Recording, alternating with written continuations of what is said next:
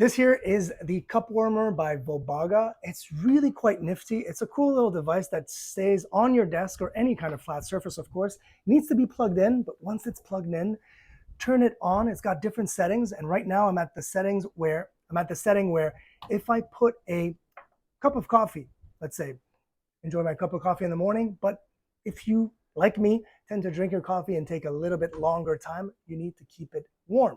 And this will not only keep it warm, but I've found with my testing that it actually brings the temperature just a little higher as well. So if it's just too cold, bring it back there. You don't have to run to the microwave. Keep it on your desk, continue working, wait a few minutes, and it'll get warm again.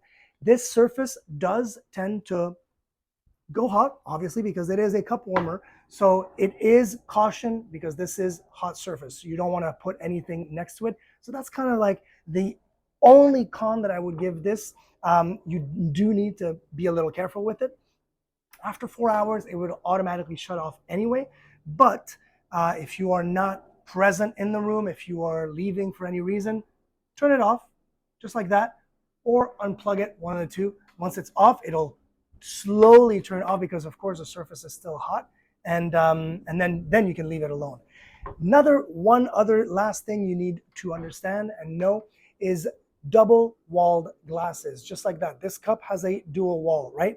If I put it on there and I have liquid in it, it will not keep it warm because, I mean, the function of a dual wall is that it will not transfer heat, right? So this won't transfer heat. It'll get warm, but the liquid inside won't. But all in all, VOBAGA, really, really nice. It's got a 6-foot long cable, so you can plug it anywhere and just leave it on your desk. It's awesome.